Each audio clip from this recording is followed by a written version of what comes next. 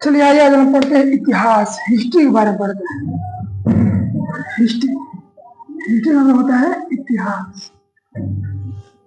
इतिहास पूछेगा कि इतिहास किसे कहते हैं, आप लोगों से पूछेगा कि इतिहास किसे कहते हैं, आप लोग क्या जवाब दीजिएगा? इतिहास किसे कहते हैं? तो अतीत के बारे में अध्ययन करना इतिहास कहलाता है। अतीत के बारे में अध्ययन करना इतिहास कहलाता है। चलिए ठीक, इतिहास किसे कहते हैं आप लोग बोलिएगा? अतीत के बारे में अध्ययन करना इतिहास कहलाता है। इतिहास कहलाता है। अतीत के बारे में इतिहास करना, अतीत के बारे में अध्ययन करना इतिहास कहलाता है। अतीत मतलब क्या होता है? अतीत मतलब होता है पुरानी बातों को, मतलब बीती हुई बात को अध्ययन करना। तो बीती हुई बात आप लोग बोलिएगा कि इसे कुछ महत्वपूर्ण घटना के बारे में, पुरानी घटना हो, महत्वपूर्ण घटना हो, उसके बारे में अध्ययन करेंगे तो क्या बोलेंगे हम लोग? इतिहास बोलेंगे। इतिहास किसे कहते हैं? तो आप लोग बोलिएगा कि अतीत में घटने वाली महत्वपूर्ण घटनाओं को हम लोग इतिहास कहते हैं। ठीक, इतिहास के जनक हम हेरोडोटस कहते हैं। इतिहास के जनक हम लोग हेरोडोटस से कहते हैं। इतिहास के जनक हम लोग हेरोडोटस को कहते हैं। ठीक, इतिहास के जनक हेरोडोटस को कहते हैं। मानव जाति का पालना अफ्रीका महादेश को कहते हैं। मानव जाति का पालना अफ्रीका महादेश को कहते हैं। और सभ्य मानव का देश एशिया महादेश को कहते हैं। सभ्य मानव का देश एशिया महादेश को कहते हैं। आज हम लोग जानेंगे इतिहास के बारे में।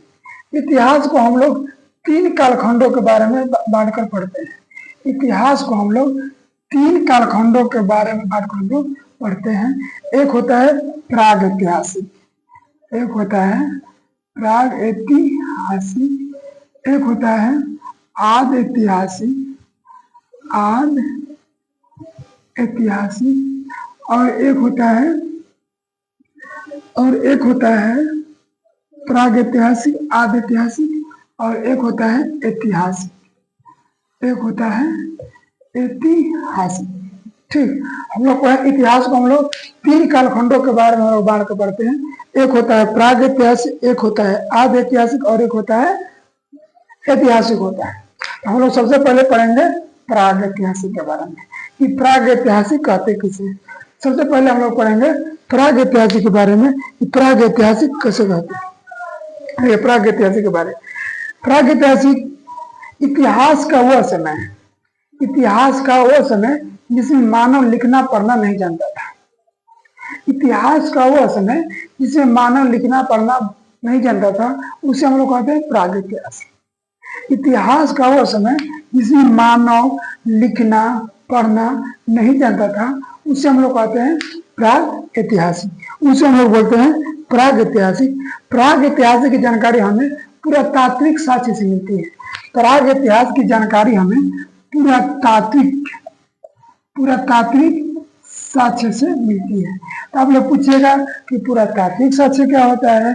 तो पुरातात्विक साक्ष्य हम लोग उसे कहते हैं जैसे कोई पुरानी वस्तु मिली हो, बहुत पुरानी वस्तु मिली हो, उसको अध्ययन करने से पता चला को प्राग ऐतिहासिक है, उसको हम बोलते हैं पुरातात्विक साक्ष्य बोलते हैं। उसको हम लोग बोलते हैं पुरातात्विक साक्ष्य। जैसे मान लीजिए अभी के जमाने में गांधी जी का चश्मा मिल जाए तो पुरातात्विक साक्ष्य नहीं कहलाएगा, पुराना चीज ही कहलाएगा, उसी को हम लोग बोलते हैं पुरातात्विक साक्ष्य बोलते हैं। तो आप लोगों से पूछेगा कि प्राग ऐतिहासिक काल किसे कहते हैं, तो आप लोग बोलिएगा कि इतिहास का वो समय जिसमें मानव लिखना पढ़ना नहीं जानता था, उसे हम लोग बोलते थे प्राग ऐतिहासिक। उसे हम लोग बोलते थे प्राग ऐतिहासिक। प्राग ऐतिहासिक के अंतर्गत सबसे पहले मानव प्राग ऐतिहासिक इसको स्टोन एज बोलते हैं। क्या बोलते हैं इसको? Stone age. इसको अंदर बोलते हैं स्टोन एज। इसी को बोलते हैं पाषाण काल। इसके अंदर अगर मानव पत्थर के औजार का उपयोग करता था, इसलिए पत्थर को बोलते हैं स्टोन एज, मतलब हो गया काल, मतलब वर्ष। इसको बोल सकते हैं हम लोग स्टोन काल या पाषाण काल बोल सकते हैं। इसको हम लोग बोलेंगे स्टोन काल या पाषाण काल बोलते हैं। पाषाण काल आप लोग को पूछा पाषाण काल किसे कहते हैं, आप लोग क्या बोलिएगा? पाषाण काल।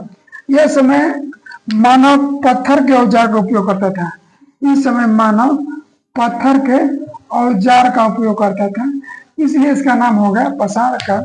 जो हम लोग पत्थर को स्टोन बोलते हैं, इसीलिए इसका नाम पड़ गया पाषाण काल।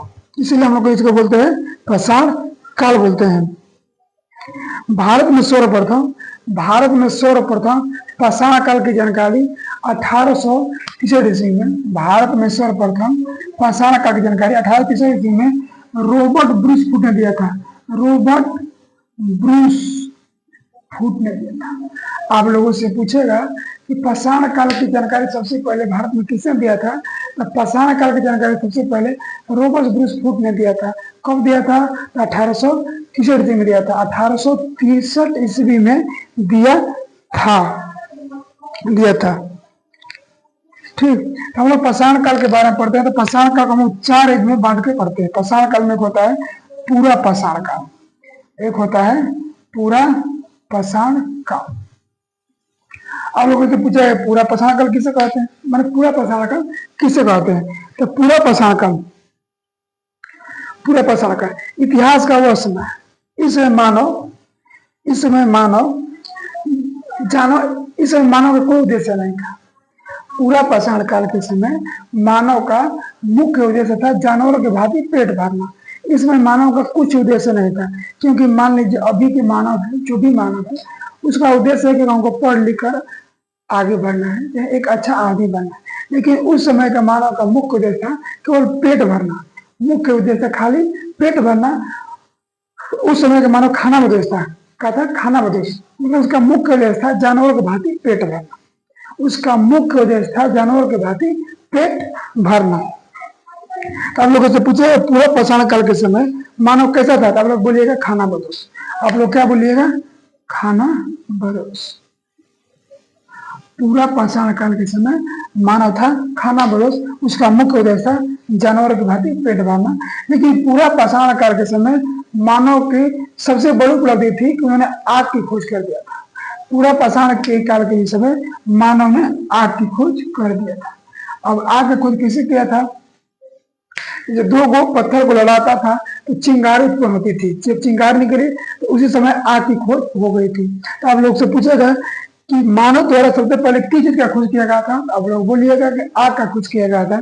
कब किया गया? तो पूरा पाषाण काल के समय किया गया था।